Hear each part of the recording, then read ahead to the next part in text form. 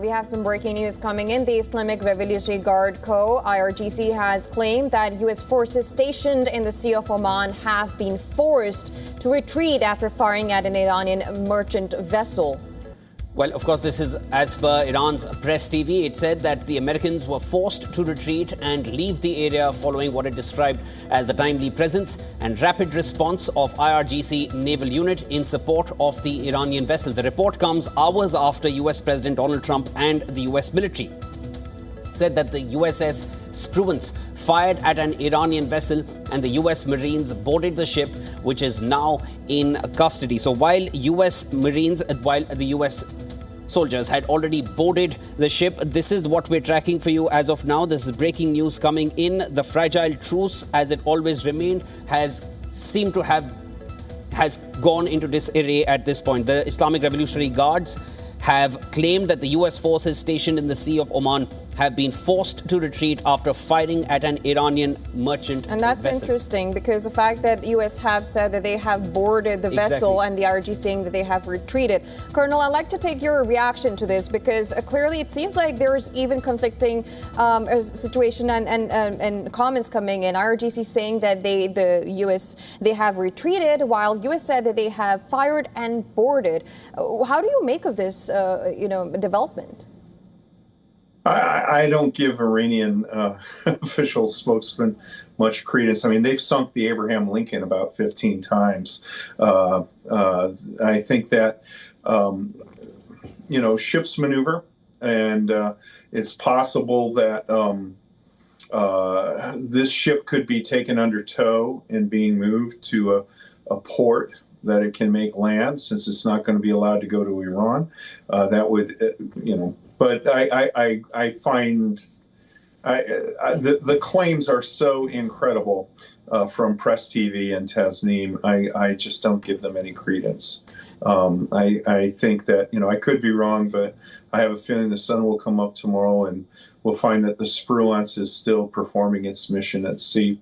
But it is a good question of what is the disposition of the tanker. That is a huge ship. It actually displaces more than an American aircraft carrier.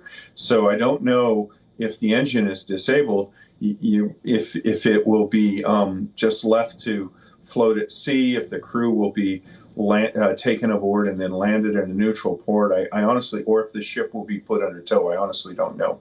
But all of those things could provide for some sort of movement. And, warships at sea move around a lot so that they can't be observed. So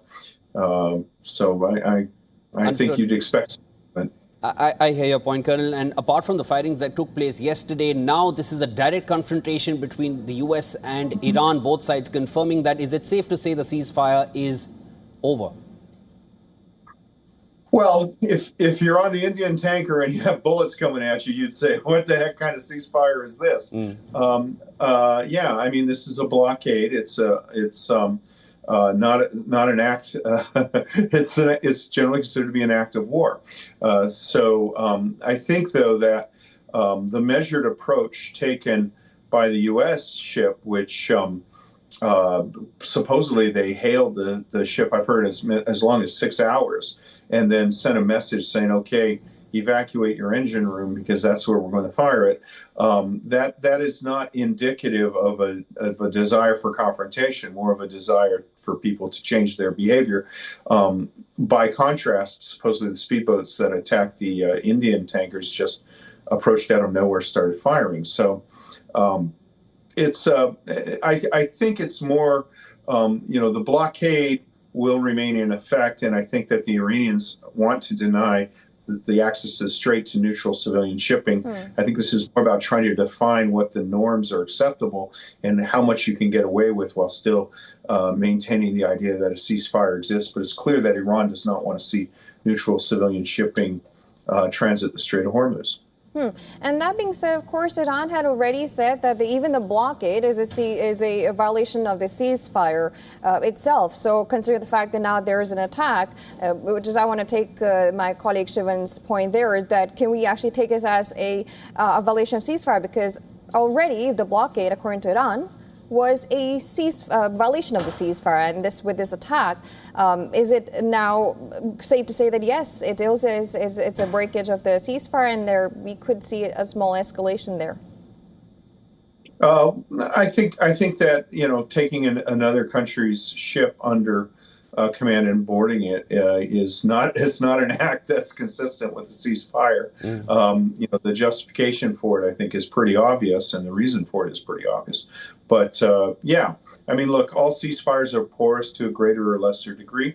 If these sort of events that we've seen is a regular occurrence, then clearly maintaining the idea that there is a ceasefire will not last. But I think that the negotiators, at least on the American side and probably on the Iranian side, although they can't say it, think that an imperfect ceasefire is a base for a more perfect ceasefire.